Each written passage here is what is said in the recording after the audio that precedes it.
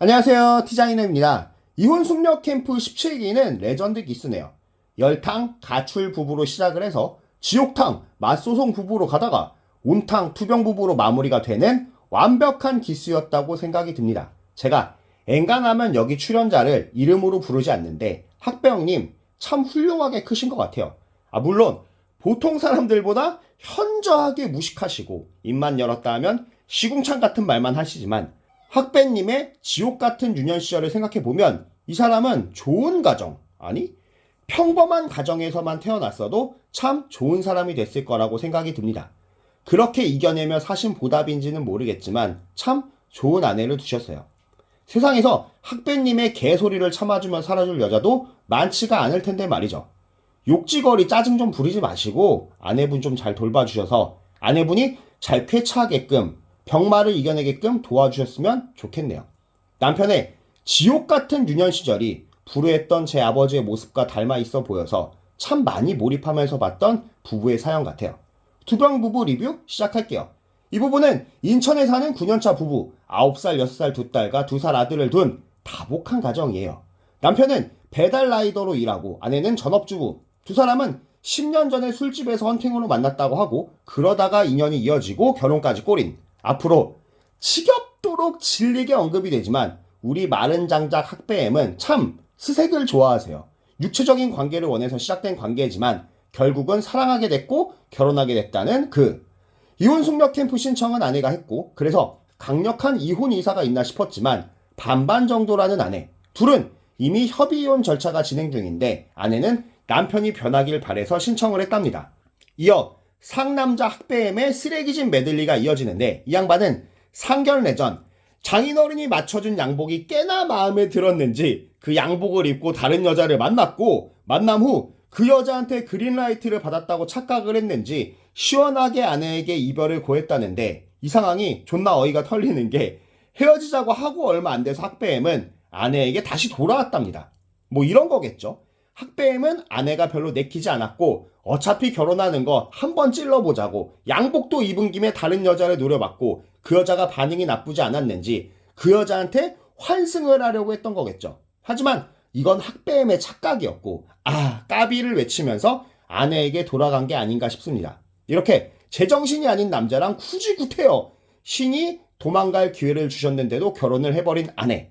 이렇게 개똥같이 만나서 결혼을 했지만 두 사람은 애 잘 놓고 잘 살다가 불현듯 남편이 합의 이혼 신청을 했다는데 그 이유는 이따가 설명하기로 하고 이 와중에 타이밍도 참 애매하게 아내가 암에 걸린 사실을 알게 됐고 그게 최근의 시점이 된 거예요.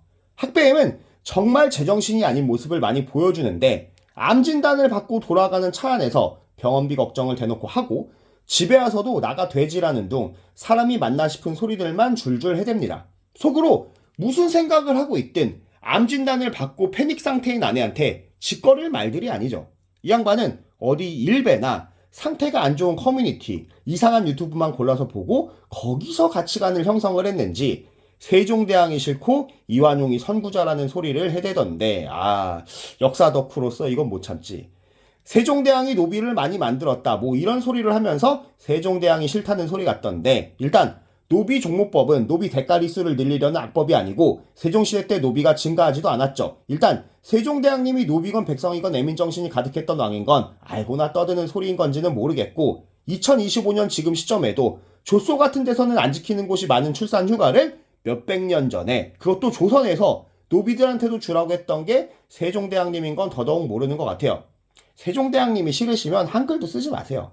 이완용이 선구자라는 건 뭐 현해탄에 코박고 잠수하는 소리니까 정말 할 말이 없더라고요. 이어 학배엠은 딸한테 맥심 모델이 됐으면 좋겠다는데 맥심 모델이 몸매도 좋고 이쁘니까 딸이 이쁘게 컸으면 해서 한 말이랍니다.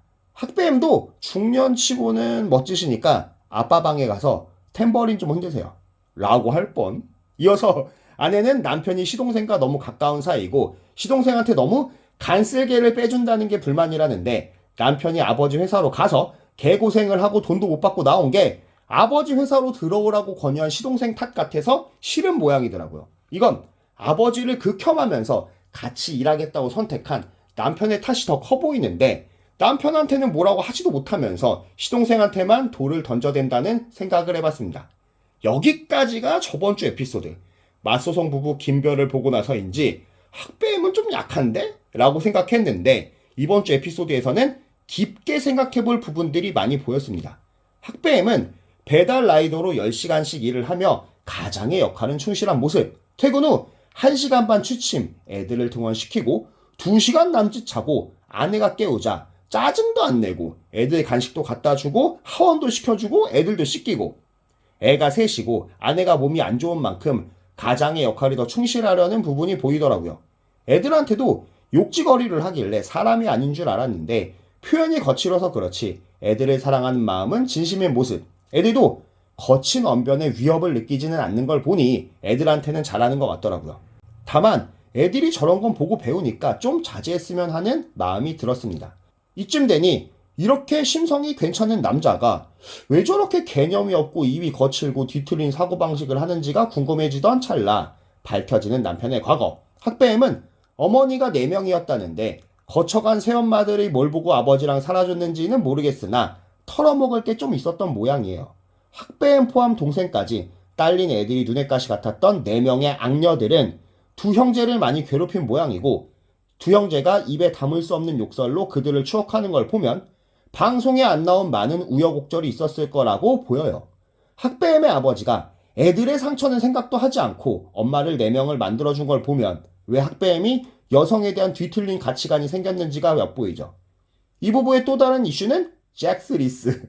이 잭스 리스 때문에 협의이혼 신청도 한 거라는데 친구도 없고 취미도 없고 시간도 없고 남는 건 체력뿐인 학배임의 유일한 스트레스 해소가 파이팅 있는 스색이었던 모양입니다. 아내는 몸이 안 좋아지기 전까지는 파이팅을 곧잘 도와줬던 모양인데 학배임은 완강하게 노 스색, 노 결혼 생활을 외칩니다만 아내가 투병 중인 동안은 참아보겠다며 협상의 여지를 보이며 해결이 됩니다. 학배임은 참 특이한 사람인 건 맞는 것 같아요. 근데 저는 이 사람에게서 악의를 느끼진 못했어요. 아주 불행한 유년 시절을 보냈지만 살아보려고 열심히 애썼던 것 같고 그 과정에서 성실함이라는 좋은 무기도 얻었고 4명의 어머니로 인해 금전적으로도 심적으로도 많은 고통을 받고 비뚤어진 여성관을 가지게 됐지만 아버지와는 다르게 바람을 피우지 않았다는 것도 정말 훌륭하다고 느꼈습니다. 보통 아버지가 호색한이면 아들도 그런 경우가 많고 바람둥이도 대물림되는 경우가 많은데 본인 대에서 잘 끊었으니까요. 연탄 창고에서 잤던 불쌍한 아이가 지금은 새 아이의 보금자리를 지키려 노력하는 책임감 있는 가장이 된 것도 보기가 좋았습니다. 이렇게 힘든 삶에 본인 피셜 가장 행복하다는 그 가정을 만들어준 1등 공신은 다름이 아닌 지팔자를 다 꼬고 님의 막말과 상욕 덕분인지는 몰라도 병에 걸려버린 가여운 여자, 아내라는 사람이라는 걸 이번 방송을 계기로 느끼셨으면 좋겠고 잘 사셨으면 좋겠습니다. 즐겁게 보셨다면 좋아요와 구독 그리고 하이또 좀 눌러주세요. 감사합니다.